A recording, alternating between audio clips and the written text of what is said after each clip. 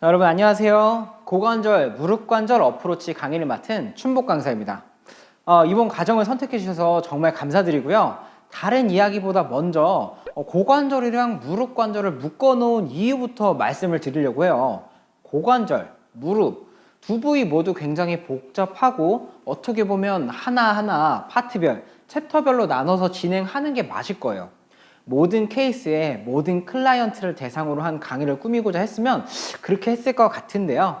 그런데 그렇게 하려면 구성이 너무 복잡해지고 또 루즈해져요. 어떤 느낌이냐면 제가 이 인체 운동학 책을 정말 좋아하는데요. 대학교 2학년 때 이 책을 갑자기 던져주고 자 1페이지부터 1200페이지까지 읽으면 웬만한 건 다 알고 치료도 진짜 잘하게 된다 하는 느낌이랄까요?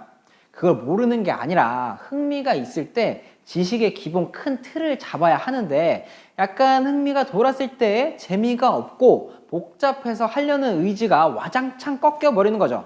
그래서 이런 어프로치는 정말 어떻게 접근할 것인가에 대한 큰 그림이라고 보시면 될 것 같아요.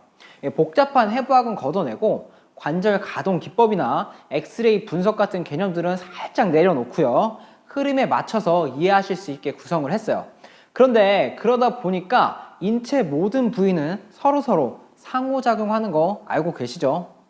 다음 강의로 계획된 요추, 골반 강의가 아마 그거에 꽂힐 것 같은데요. 이렇게 전체적으로 연결되어 있다 보니까 고관절과 무릎은 특히나 연결성이 강했어요. 챕터를 분리해서 나누며 비슷한 내용을 다시 말씀드려야 할 것 같고 하지관절을 이해하는데 더 복잡해질 것 같아서 두 부위를 묶게 됐네요. 여러분 이제 시작입니다. 시작할 땐 열정이 가득하신 거 맞죠? 지금부터 해부학을 할 건데 그 열정 식으시면 안 돼요. 해부학을 시작을 할 건데 여기서 뼈와 관절만 말씀드리고 근육 작용 같은 거 진행을 하면서 말씀을 드릴 거예요. 고관절의 위치는 우리가 잘 아는 골반뼈 아래에 아세타불룸, 관골구라고 하는 부위에 대퇴골이 연결이 되면서 구성이 돼요. 푹 들어간 구멍, 소켓에 연결돼 구성이 돼 있다. 이런 모양을 볼 앤 소켓 조인트라고 합니다. 이런 관절의 특징은 세 가지 운동면에서 움직임을 허락한다는 거예요. 시상면에서 굽히고 펴고, 관상면에서 옆으로 올리는 외전, 몸 중심으로 붙이는 내전, 이 횡단면에서 바깥쪽으로 회전시키는 외회전, 안쪽으로 회전시키는 내회전. 이걸 왜 예로 들었냐면 이 어깨 관절도 볼 앤 소켓 조인트 중에 하나인데요. 보시면 대퇴랑 어깨랑 어떤 차이점이 있어 보이시나요? 어깨 관절에 푹 들어간 구멍, 소켓이 더 작죠. 소켓이 작다는 건 연결된 동그란 뼈, 이제 머리란 표현으로 상완골두, 대퇴골두라는 표현을 쓰는데요. 이 상완골두가 이 대퇴골두보다 더 자유롭게 움직일 수 있게 되는 거죠. 그래서 어깨의 가동 범위가 고관절보다 훨씬 좋습니다. 그런 의문이 들죠. 고관절도 가동 범위가 넓으면 할 수 있는 동작이 훨씬 많아질 텐데 왜 그렇게 안 한 거지? 가동 범위를 넓히려고 작아진 소켓은 그만큼 안정성이 떨어지게 됩니다. 푹 패인 소켓에 대퇴골두가 들어가면 그 주변에 빨아들이는 힘, 네거티브 석션, 음압이라는 힘이 발생하게 돼요. 이 음압과 높은 일치도 그리고 주변의 인대와 힘줄들이 고관절의 안정성을 높여주게 되죠. 고관절에서 인대나 힘줄 같은 중요한 결합 조직 두 개만 짚어볼게요. 우리가 생각하는 관절은 대부분이 윤활 관절이에요. 윤활 관절은 뼈 위에 관절이 있고 그 사이에 마찰을 줄여주는 윤활액이 분포하는 관절을 말하는 건데요. 이 윤활액이 액체니까 빠져나가지 않게 밀폐시켜야겠죠. 그 밀폐시키는 구조물을 윤활마, 관절 주머니라고 합니다. 경관절, 고관절은 관절 주머니만으로 안정성이 떨어지기 때문에 그 바깥쪽으로 라브름, 비구순이라는 조직이 분포를 해요. 이 경관절에서도 있는 조직인데요. 소켓 주변을 뚝 싸서 관절의 일치도를 더 높여주는 조직이라고 보시면 됩니다. 근육과 결합 조직이 보이는 큰 차이점이 하나 있다면 결합 조직은 혈액 공급이 잘 안 된다는 거예요. 혈액 공급이 원활하지 않다는 건 필요한 성분이 그때그때 공급되지 않을 수도 있다는 거죠. 그래서 근육보다 인대나 힘줄, 기타 결합 조직의 회복력이 그만큼 늦게 되는 거예요. 비구순도 그래서 한번 손상이 되면 잘 회복되지가 않아요. 비구순이 손상되는 그보다 넓게 우리 인체가 손상되는 원인이 뭘까요? 차에 들이받치거나 빙판길에 넘어져서 생기는 외상은 제외한다 치고 저는 항상 부하 관점에서 생각을 해요. 부하, 로딩이라고 하는 무게를 견디는 능력이 부족해지거나 원래는 무게를 잘 견디는 신체인데 근육을 제대로 못 사용하거나 혹은 잘못 사용하게 되는 원인인 자세 부정렬이 있거나 혹은 너무 고된 노동이나 운동을 했을 때 우리 몸은 문제가 생기죠. 여러 원인이 있지만 부하를 견디는 능력을 좋게 만들어주면 몸은 회복되고 더 이상의 손상도 일어나지 않죠. 뜬금없이 말씀을 드린 건 비구순이 반복적인 부하나 잘못 생성된 부하에 의해 잘 손상되기 때문인데요. 가장 흔한 자세 부정렬의 스웨이백 포스처를 예로 들어볼게요. 스웨이백이 되면 몸은 뒤로, 골반은 앞으로, 그리고 고관절은 과하게 신전, 무릎도 과하게 신전되게 됩니다. 이 스웨이백 포스처도 부하에 의한 영향이라고 봐도 괜찮아요. 왜냐? 스웨이백 자세를 잡게 되면 근육의 사용량은 최하로 줄어들고 인대나 결합 조직들의 장력만으로 몸의 부하를 지탱하게 되거든요.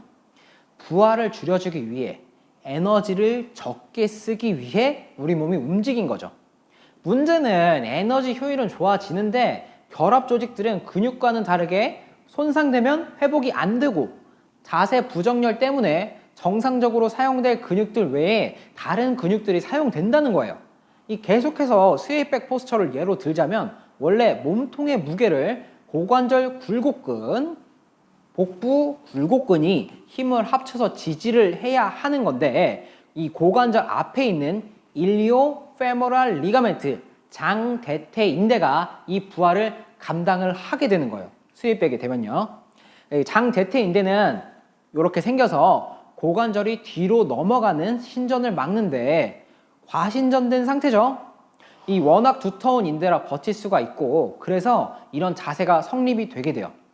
또 슬개근, 햄스트링이죠. 슬개근에 힘이 과도하게 들어가는 경우가 생기는데 근육학 할 때 다시 말씀을 드리겠지만 얘들이 다른 둔부 협력근들과 골고루 수축이 아니라 단독 수축하게 되면 대퇴골두가 제자리에 안 있고 빠져나오게 돼요. 진짜 막 탈구가 돼서 확 나오는 건 아니겠지만 점점 앞이나 뒤를 치게 되는 거죠. 꼭 스웨이백이 아니라도 불균형이 있으면 대퇴골두가 앞으로 튀어나오는 경우가 많고 그것 때문에 여러 가지 문제가 생기게 됩니다. 앞으로 튀어나오고 밀리는 부하를 감당하니까 장대퇴인대에 당연히 부담을 줄 수 있고요. 또 한 가지 문제가 비구수는 앞면이 뒷면보다 얇거든요.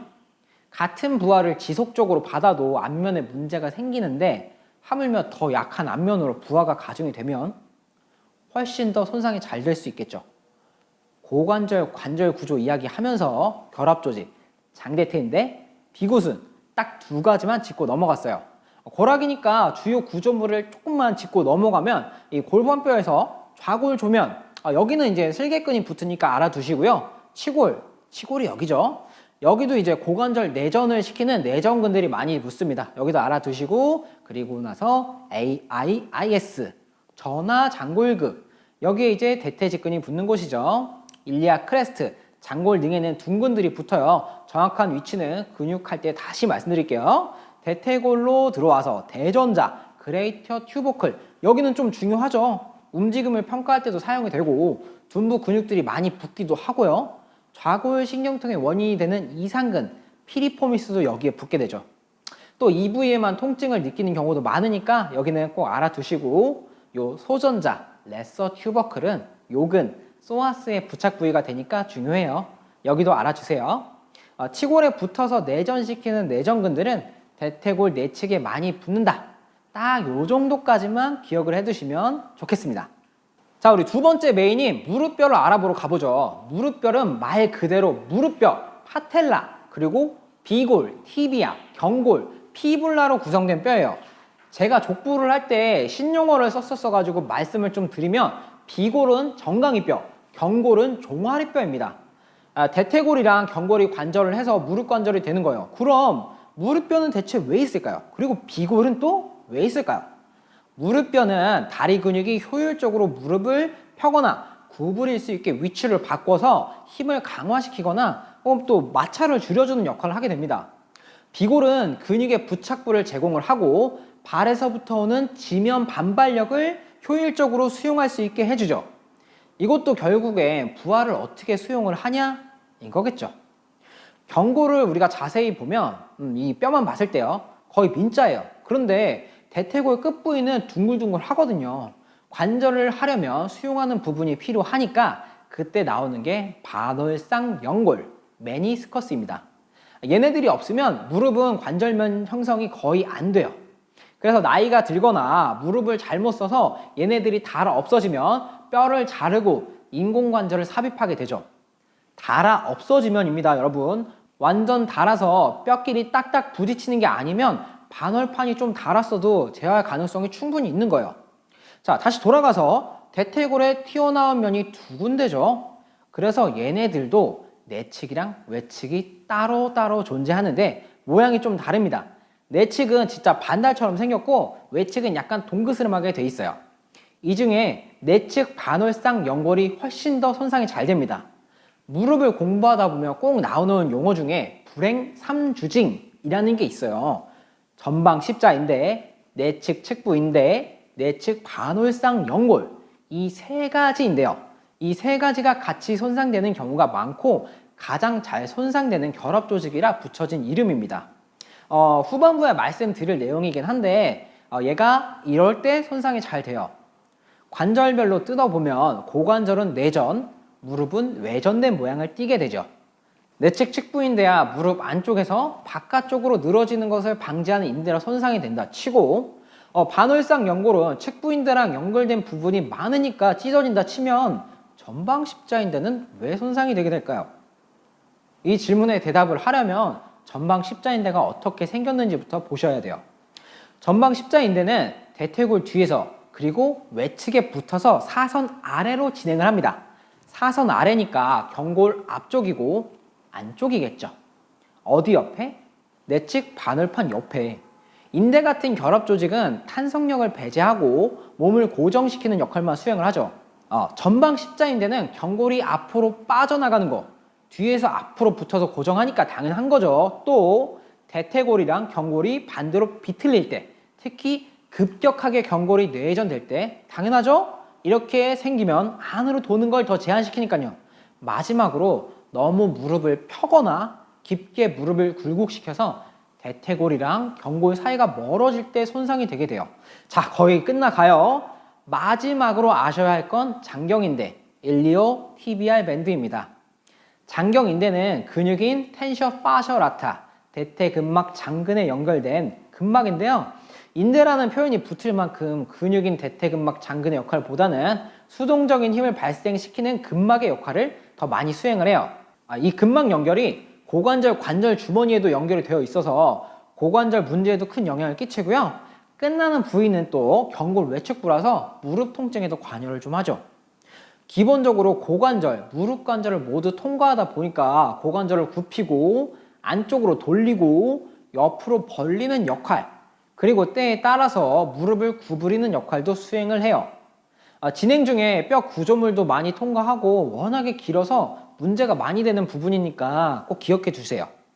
기본적으로 아셔야 될 내용을 이렇게 말씀을 드려봤어요. 조금 길었죠?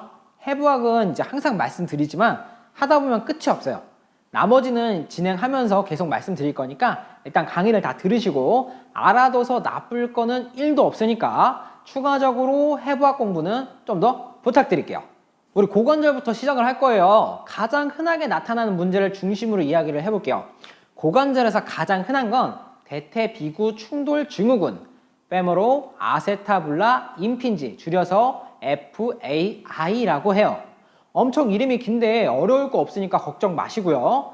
이름처럼 대퇴골 관절 근처 부위랑 관골구 어딘지 아시죠? 관골구가 충돌을 해서 통증이나 이상 반응이 나타나는 거라고 보시면 돼요. 고관절 앞이 좀 찝히는 것 같다, 다리를 올릴 때마다 아프다, 보행 중에 이 부위에 여기 대전자가 아니라 이 부분에 통증이 많다. 이런 분들이 생각보다 많잖아요. 그런 분들이 해당하는 거니까 잘 보고 그런 분이 있었나? 그분이 이랬었나 한번 생각을 해보세요. 얘들은 5가지의 특징을 보이는데요. 첫 번째로 대퇴골이나 관골구의 형태가 비정상적이거나 대퇴골이랑 관골구가 비정상적으로 접촉을 하고 있거나 고관절을 움직일 때 비정상적으로 얘네 두 개가 충돌을 하거나 고관절이 심하게 반복적으로 움직이고 있거나 또 앞선 이유들 때문에 고관절 연부 조직에 손상이 많은 특징들이 있어요.